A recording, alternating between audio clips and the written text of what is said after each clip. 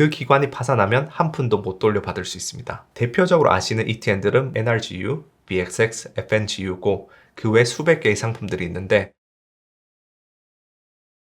안녕하세요, 월가제입니다. 일단은 지난주 8주차 시황 올린 직후에 FOMC가 있었죠. 그래서 FOMC 이야기부터 할 수밖에 없는데 사실 지난주에 말씀드린 것에서 크게 달라진 것은 없습니다. 말씀드렸던 대로 연준의 초점은 인플레입니다. 뱅크런이 디플레 압력으로 이어지느냐가 중요하지 뱅크런 자체는 그리 중요하지 않습니다. 따라서 0.25% 인상하면서 고금리 기조는 이어가되 국소적으로 유동성을 뿌리는 방식으로 어느 정도는 가지 않을까 싶습니다. 제 생각에 지금 이 뱅크런 사태는 많은 방송들이 다루고 있기 때문에 어느 은행이 무너지고 다음은 누구고 그런 이야기에 일주일에 한 번 있는 여러분과 저희 시간을 할애하지는 않겠습니다. 제가 시황 일주를 주 1회 하는 이유는 스타트업 때문에 물리적으로 시간이 없어서이기도 하지만 매일매일 뭔가 다루려고 하다 보면 여러분에게 노이즈인 정보를 전달할 수도 있기 때문입니다. 너무 미시적으로 사건들을 돋보기로 키워서 하나하나 쳐다보고 있다 보면 큰 그림을 놓치시게 됩니다. 그래서 오늘의 이 40주간의 시황 일주 9주차에서는 다음의 두 가지 토픽을 다뤄보려고 합니다. 첫 번째는 은행업의 근본적인 변화 방향, 두 번째는 양적 완화 사이클의 변화. 현재 SVB나 시그니처 뱅크 등의 이슈에서 한 발짝 물러나서 이 수백 년 된 은행업이라는 산업에 대해서 고찰을 해보죠. 은행업의 비즈니스 모델은 뭘까요? 은행업은 개인들의 예금을 받아서 규제에 따라서 10% 정도 되는 자금은 잘 모셔놓고 나머지 90%는 대출이나 투자를 하는 사업이죠. 그리고 보통 예금은 단기로 이자를 지불하고 대출은 조금 더 높은 금리의 장기 대출을 해주면서 그 장단기 금리 차익을 수익으로 가져가는 비즈니스입니다.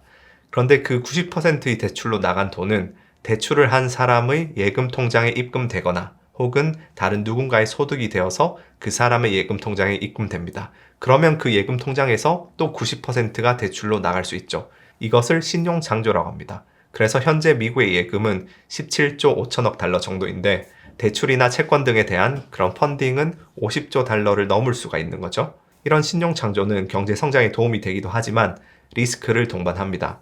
약한 고리가 터지고 부도가 나기 시작하면 신용창조와는 반대로 신용파괴의 기제가 작동합니다.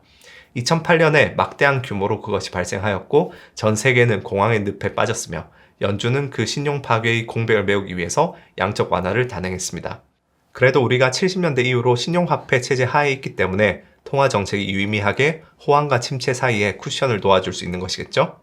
이렇게 과거의 근본이 체제였던 시절에는 통화정책이 큰 의미가 없었기 때문에 엄청난 인플레 후에 엄청난 디플레를 겪는 그런 고통을 겪어왔습니다. 그래서 금의 통화량이 고정되어 있는 속박을 풀고 유연성을 확보하면서 그래도 이제 70년대 이후에 경기 사이클의 변동성이 그나마 예전보다는 줄어들게 되었죠. 그런 역사의 흐름을 생각해 보면 이 이후는 무엇이 될까요? 현존하는 신용화폐 체제보다 더 디지털화되면서 더 경기 순환의 변동성을 줄일 수 있는 방안으로는 뭐가 있을까요? 네, 여러분도 이제는 한 번쯤 다들 들어보셨을 CBDC입니다. 참고로 현실적으로 프라이버시 이슈를 비롯해서 CBDC가 넘어야 할 산들은 많기 때문에 지금부터 말씀드릴 것은 전부 이론적인 이야기들입니다. 지금 벌어지고 있는 뱅크런이란 사태를 가만히 살펴보시면 결국 현존하는 은행 시스템 안에서 자금에 대한 수급의 불균형이 이뤄질 때 일어납니다. 은행이란 중개자가 단기로 예금받은 돈을 장기로 대출하거나 투자했는데 단기적으로 예금 인출 요구를 많이 받거나 대출 투자 손실이 나면 문제가 발생하는 것이죠. 그리고 은행 시스템이 이렇게 흔들리게 되면 연준이 나서게 됩니다. 그렇기 때문에 Fed를 The Lender of Last Resort, 최후의 순간에 대출을 해주는 존재라고 부르죠. 탈중앙화나 프라이버시 같은 이념적인 문제를 잠시 제쳐두고 보면 사실 이 시스템 자체는 굉장히 낡고 후진 방식입니다. 민간 은행들이 대출을 행하다가 망하려는 순간이 되어야만 Fed가 개입하는 방식이니까요. 이게 굉장히 오래된 방식인데 이런 시스템이 아직도 있는 이유는 우리 화폐 시스템이 아직 종이화폐에 기반을 두고 있기 때문입니다. 현대 여러분이 온라인이나 앱과 같은 전자상에서 확인할 수 있는 여러분의 예금은 사실상 종이화폐로 전환해 줄 거라는 해당 은행의 약속에 기반합니다. 그 은행이 대출 실패나 투자 손실로 종이화폐가 더 이상 없다고 하면 여러분은 위험에 처하는 거죠. 그리고 뱅크런이 일어나겠죠.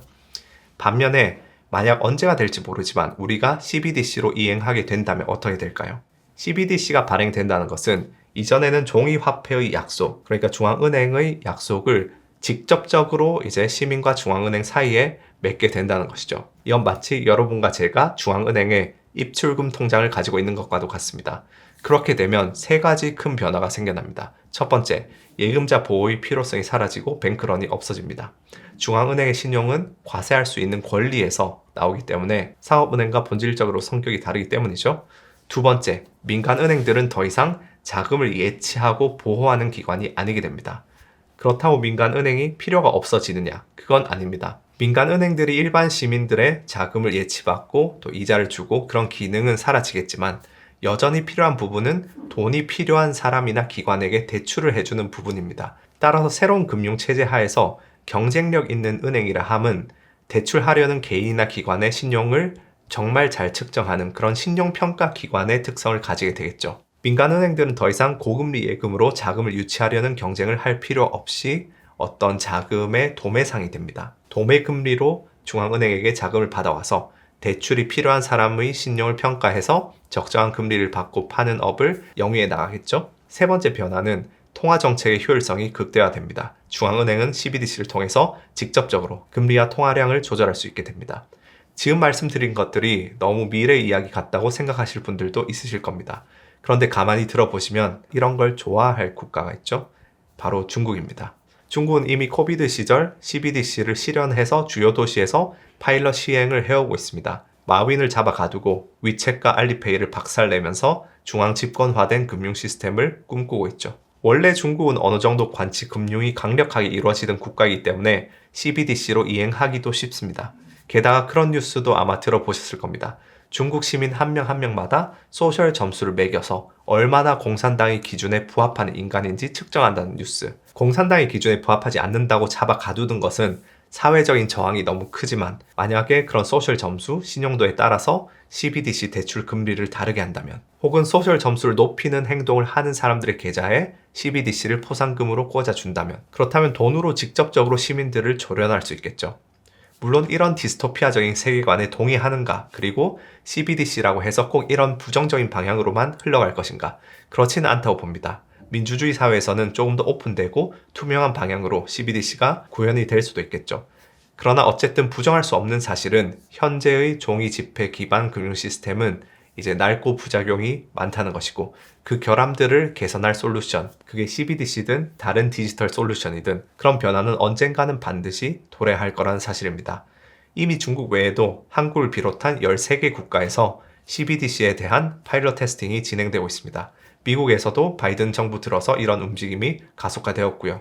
어디까지나 아직까지는 가능성의 이야기지만 이런 흐름 속에서 요즘의 뱅크런을 조망해보면 어쩌면 CBDC로 이행하기 위한 트리거가 되는 이벤트, 또 하나의 시대가 열리는 도화선이 될 수도 있다고 생각합니다. 왜냐? CBDC 도입에 정당성을 부여해주는 사건이기 때문이죠. 따라서 지금 시점부터 2023년 여름 그리고 하반기로 들어가면서 만약에 더 많은 은행들이 파산되고 금융 시스템이 흔들리게 되면 연준의 파월과 그 다음 미국 정부, 그 다음 옐런의 입에서 CBDC에 대해서 어떤 이야기가 나오는지 한번 귀를 기울일 필요가 있다고 생각합니다.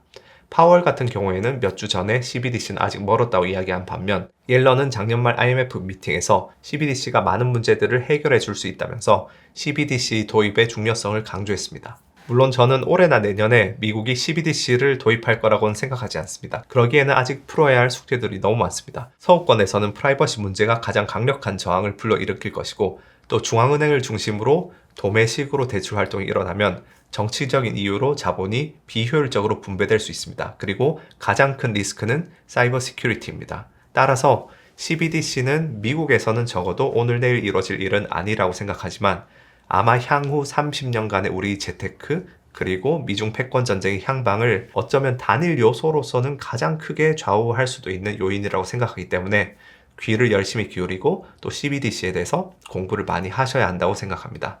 커다란 불을 일굴 기회는 이런 시대적인 변화에서 일어나기 때문이죠. 그래서 오늘 영상의 전반부는 CBDC를 공부할 중요성 그리고 그 컨텍스트에서 뱅크런 사태는 시대 변화의 전주곡일 수도 있다는 것에 대해서 다뤘고요. 후반부에서는 좀 더 시장에 대해서 말씀을 드려보겠습니다.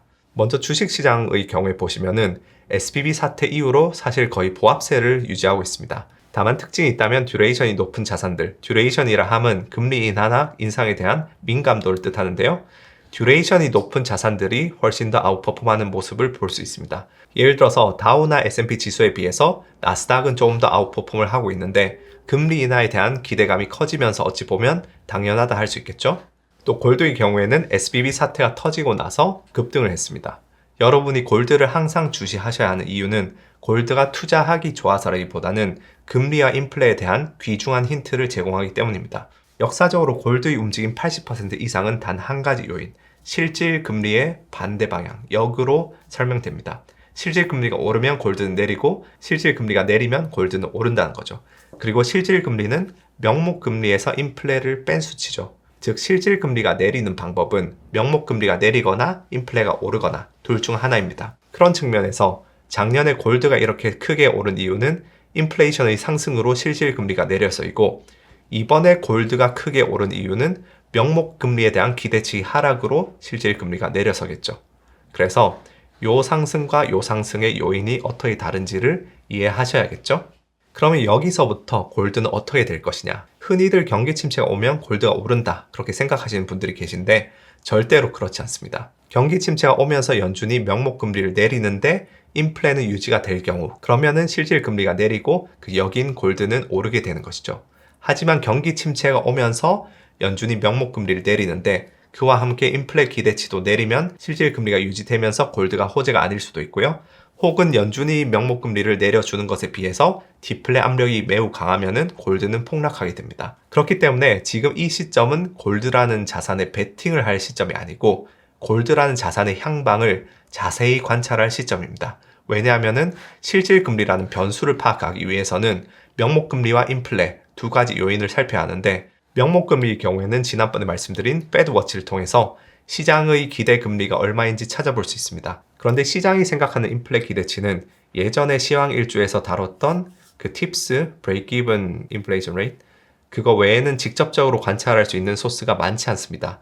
그럴 때 이제 간접적으로 시장이 생각하는 인플레 기대치를 잘 관찰할 수 있는 자산이 바로 골드입니다. 그런데 골드 선물은 실시간으로 볼 수 있으니까 팁스 break-even에 비해서 훨씬 더 이제 실시간성이 좋겠죠? 따라서 이 분기점에서 어디로 가는지 이제 모니터링을 하셔야 하고요. 그 외에 이제 달러 인덱스는 계속 하락세에 있습니다. 이런 자산군들의 움직임을 다 종합해 보면은 지금 시장이 굉장히 뭔가 아슬아슬하고 괴상한 비정상적인 상태에 있다는 것을 알 수 있습니다. 경제에 대한 우려, 침체에 대한 우려는 굉장히 높아졌어요. 그런데 오히려 경기 침체가 오면 연준이 돈을 풀어줄 거라는 기대감에 주가가 떨어지지 않고 부양되고 있는 형국이죠. 그리고 그 기대감은 제가 앞서 말씀드렸듯이 이 패드워치의 내재 확률에서 확인할 수 있습니다.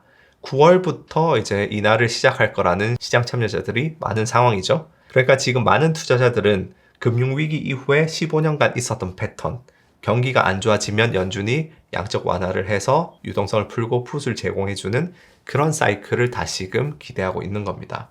그런데 글로벌 매크로적인 관점에서 사이클 분석을 할 때 반드시 주의해야 할 점이 있습니다. 그건 모든 사이클은 닮아 있지만 모든 사이클은 또 조금씩 다르다는 사실인데요. 사이클 분석의 기본 골자는 과거 패턴을 중심에 놓고 생각을 하되 지난 사이클과 이번 사이클의 차이점이 무엇인지에 대해서 부지런하게 사고를 해야 한다는 것입니다. 그런 측면에서 2008년도와 2023년도의 차이는 무엇일까요? 경기 침체가 오면 그냥 양적 완화해서 유동성 풀어서 부양하면 된다. 그 레토릭이 더 이상 통하지 않을 구석이 있을까요? 많은 분들이 그때와 지금의 차이는 인플레이션이라고 대답을 하실 겁니다. 그리고 그게 아마 80%는 맞는 정답이라고 생각합니다. 하지만 저는 인플레이션이 지금 가장 중요한 지표인 건 맞지만 인플레이션의 경로는 어느 정도 불확실성이 많이 줄어들고 있다고 생각합니다. 현재 경제는 이미 경기 침체로 향하고 있고 상업용 부동산 혹은 다른 취약한 부문이 터지기 시작하면 디플레 압력은 빠르게 찾아올 거라 생각합니다. 바로 그때 그 지점에서 나머지 20%를 차지하는 게임 체인저는 저는 개인적으로 미중 관계라고 생각합니다. 트럼프 재임 시절이었던 2016년도부터 지금까지 7년간 미국의 모든 행동들을 보면은 전부 자국 중심주의로 선회하고 있습니다. 전 세계에 있는 미국 기업들을 불러들이고 중동에선 발을 빼고 반도체 법안 등에서도 노골적으로 미국 중심의 정책을 펼치고 있죠. 그 이면에는 크게 세 가지 변화가 있습니다. 첫 번째는 오바마 재임 시절 셰일 혁명으로 에너지 자급자족이 가능해졌다는 점과 점점 더 친환경 에너지 기술이 급속도로 발전하고 있다는 점. 둘째는 중국이 강력하면서도 적대적인 경쟁자로 부상하고 있다는 점. 세 번째는 달러 기축통화 패권이 점점 약해지고 있다는 점. 이러한 정세 변화에 따라서 최근 몇 년간은 중국과 서플라이 체인도 분리하려고 들고 있죠. 지금은 서로 경제가 너무 맞물려 있어서 중국을 공격하다간 본인도 죽기 때문이죠. 그런 측면에서 현재 인플레는 서플라이 체인 분리로 인해서 공급 측 비용이 상승하면서 오는 측면도 있습니다. 근데 이런 국제 정세에 대해서는 추후에 이야기할 기회가 있으리라고 생각하고, 일단 이런 배경에서 양적 완화라는 연준의 무기를 들여다보도록 하죠. 양적 완화라는 것은 낙수 효과를 통해서 경제 전반에 유동성을 공급해 줍니다. 연준이 국채 시장에서 국채를 매입하면서 유동성을 뿌립니다. 그러면 그 유동성이 우량 회사채 시장으로도 풀리고 주식 시장으로도 풀리고 정크 본드로도 풀리고 다른 선진국 시장 그리고 이머징 마켓으로도 유동성이 들어가게 되죠. 이 기제를 가만히 살펴보시면 양적 완화를 통해서 수혜를 입는 건 미국뿐만이 아니란 걸 알 수 있죠. 예전에 2016년 정도에 당시 연준 의장이었던 옐런이 금리 인상을 막 하려다가 잠시 동결을 하면서 글로벌 금융 불안정을 이야기합니다. 당시에 미국이 유동성을 빨아들이려고 하니까 중국에서 위안화 위기 사태가 터지면서 휘청거렸거든요. 다시 말해서 양적 완화라는 무기는 팍스 아메리카나 하에서 글로벌하게 정부에게 어느 정도 이로운 정책이었던 겁니다. 그런데 2016년 트럼프 재임 이후부터 미국은 자국 중심주의로 급선회하고 있고 인플레 압력이 거세짐에도 불구하고 계속 서플라이 체인을 중국과 분리하려 하고 있습니다. 그런 컨텍스트에서는 경기 부양을 위한 방책도 예전의 양적 완화보다는 조금 더 자국 중심주의적인 유동성 뿌리기가 되지 않을까요? 여기에다가 추가적으로 지난 8주차 때 언급했던 빈부 격차에서 오는 문제도 고려를 해야 합니다. 양적 완화는 자산 가격을 펌핑하기 때문에 지난 15년간 빈부 격차가 어마어마해졌고 코비드 시기 때의 FOMC 때마다 파월 의장은 빈부 격차 문제를 언급했었습니다. 그와 동시에 바이든 정부에서 진행했던 것이 스티뮬러스 체크였죠. 이 모든 큰 그림을 전부 고려하면 2008년도의 양적 완화에 비해서 2023년도 이후에 침체가 찾아왔을 때의 완화책은 양적 완화도 물론 어느 정도는 할 가능성이 높지만 그런 광역기는 조금 줄이고 국소적으로 이제 타겟팅된 유동성 뿌리기가 될 확률이 높지 않을까, 그런 생각이 저는 듭니다. 물론 이건 전부 미래 얘기이기 때문에 어느 정도는 가능성의 얘기지만 저는 그럴 확률이 조금 있다고 생각합니다. 그럼 만약에 그런 컨텍스트가 펼쳐졌을 때 그 하에서 우리 투자는 어떤 방식으로 이루어져야 할까요?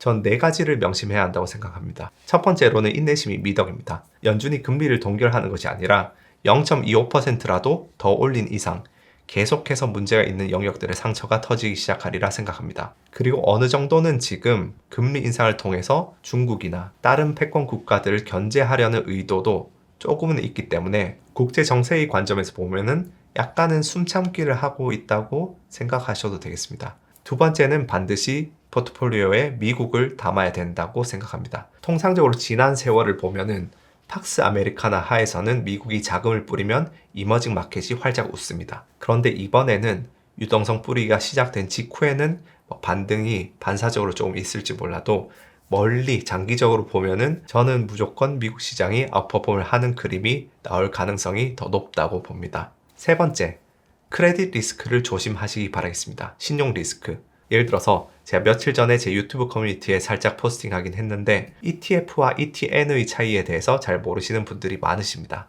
ETF를 보유하는 것은 실제 주식의 바스켓을 보유하므로 해당 주식들에 대한 리스크밖에 없지만 ETN은 사실상 신용 부도 리스크가 있는 채권입니다. 예를 들어서 나스닥 ETF는 나스닥 지수에 포함된 주식들의 바스켓을 내가 소유하고 있기 때문에 그 ETF 주관사가 파산하든 말든 큰 상관이 없습니다.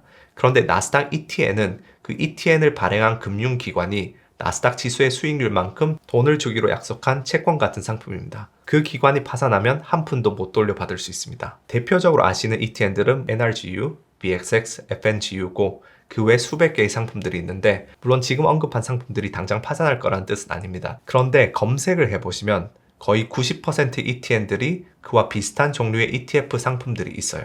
그래서 이왕이면 ETN보다는 그와 비슷하거나 동일한 ETF를 가지고 계시라는 말씀을 드리고 싶습니다. 예전에 2018년을 떠들썩하게 했던 XIB라는 상품 기억나실 겁니다. 상폐되고 많은 사람들에게 엄청난 손실을 안겨줬죠. 그게 크레딧 스위스 상품이었습니다. ETN 시장의 큰 플레이어가 UBS랑 크레딧 스위스거든요. UBS나 몇몇 다른 은행들은 건실한데 설마 파산까지 하겠어 싶으시겠지만 많은 분들이 ETN에 대해서 잘 모르시는 부분이 거기 투자 설명서 약관을 한번 읽어보시면 ETN 가격이 $5 이하로 살짝이라도 내려가는 순간 강제 상폐되는 조항이 있는 ETN들이 많습니다. 그래서 3배 레버리지 ETN 같은 상품들의 경우에 기초 자산이 20-30%만 하락해도 갑자기 상폐될 위험이 존재하는 거죠. 그 가능성이 얼마나 될까요? 2020년 3월 기준으로 코로나 사태가 터졌을 때 UBS의 40개 ETN 중에서 15개가 이렇게 터졌습니다. 그리고 최악의 경우에 주관사가 클로징은 안 하고 상폐만 하는 경우도 있습니다. 내가 갖고 있는 ETN이 소위 말해서 비상장 채권 같은 게 되는 거죠. 오버 더 카운터로 기관끼리 거래는 가능한데 개인 입장에선 좀 곤란하겠죠. 어쨌든 여러분이 들고 계신 ETN이 터질지는 아무도 모르지만 굳이 비슷한 ETF 상품이 있는데 ETN을 살 필요는 없겠죠? 누누이 말씀드리지만 이런 시기에는 지키는 게 중요합니다. 올해는 예금 이자만 잘 챙겨도 남들보다 앞서 나갈 수 있다. 그런 마인드로 임하시면 좋겠습니다. 네 번째는 섹터 로테이션이 어마어마하게 중요한 시기다. 섹터에 대해서는 두 가지를 공부하셔야 합니다. 우선 어느 섹터가 고금리 기조에서 가장 취약한 섹터인지, 이미 은행 섹터 터지고 있고 그 다음 상업용 부동산 섹터겠죠. 두 번째로는 어느 섹터가 미국에게 있어서 시스템적인 관점에서 중요한지 알아야 합니다. 국익에 중요한 섹터들은 터지게 되면 유동성이 공급될 거라 생각합니다. 그럴 때 트레이더의 입장에서는 큰 기회가 있을 수 있습니다. 그래서 오늘 생각보다 많은 주제를 다루면서 좀 빨리빨리 지나갔는데 이 정도로 일단은 마무리해 보겠습니다. 요약을 하자면 전반부에서는 근본이제, 신용화폐, CBDC로 넘어가는 큰 흐름 하에서 보면 소형 은행들은 어차피 사라질 영역에 있을 수 있다. 그리고 지금의 뱅크런 사태가 거시적으로 보면 CBDC 도입의 정당성을 더 부여해주면서 그 흐름이 가속되는 전조가 될 수 있다. 따라서 CBDC 관련한 주요 정부 인사의 발언이나 움직임을 캐치를 잘해야 하고 거기에 대해서 공부를 좀 하셔야지 여러분의 앞으로 10년, 20년 재테크가 제대로 된 방향성을 잡을 수 있다. 그런 것에 대해서 말씀드렸고요. 후반부에서는 자산시장 움직임을 다루면서 2008년의 양적 완화와 2023년 이후의 유동성 공급이 어떤 점에서 차이가 날 수 있을지에 대해서 말씀을 드려보았습니다. 그러면서 4가지 명심할 점. 첫째, 인내심이 미덕이다. 둘째, 투자한다면 꼭 미국은 포함해야 한다. 셋째, 신용 리스크가 있는 곳에 투자하는 것을 조심하라. 그 하나의 예시는 ETN. 그 다음 넷째, 섹터 로테이션이 중요하니 섹터별 특성을 공부해야 한다. 고금리 기조에서 취약한 섹터와 미국의 국익에 중요한 섹터를 찾아라. 그렇게 말씀드렸습니다. 언제나 그랬듯이 제 이야기가 항상 맞는 건 아닙니다. 미래를 맞추는 건 신만이 할 수 있겠죠. 우리가 투자자로서 할 수 있는 것은 어느 선택지가 확률이 조금이라도 1%라도 더 높은지 가늠해서 1%라도 높은 선택지를 꾸준히 선택해 나가는 것이겠죠. 따라서 제 시황일주 영상도 그냥 수동적으로 받아들이시지 말고 제 의견과 반대되는 의견도 찾아서 서로 비교해 보시면서 조금이라도 더 확률이 높은 의견을 선택하는 그런 연습을 해 나가신다면 여러분이 이런 영상을 시청하시는 시간이 결코 헛되지는 않으리라 생각합니다. 자, 그러면 이 정도로 9주차를 마치도록 하겠고요. 제 1회 약속 장학금이 이제 3월 31일이면 마감이 됩니다. 한 30분 정도 지원해 주셨는데 31일까지 지원해 주시는 분들 중에 한 분을 뽑아서 300만 원을 드리도록 할 것이고요. 심사 결과는 일주일 내로 나올 것이고 이번에 지원하셨는데 선정되지 못한 나머지 분들은 4월 30일, 5월 31일 그렇게 2회, 3회 약속 장학금에서 그대로 재심사에 포함이 됩니다. 제가 이번에 출판한 책에서 수익금이 계속 나오는 한 지속적으로 약속 장학금이 매달 나갈 예정이니까 많은 지원 바라겠습니다. 지원 링크는 제가 영상 설명에 달아두도록 하겠고요. 그럼 다음 주에 또 알찬 내용으로 뵙도록 하겠습니다. 감사합니다.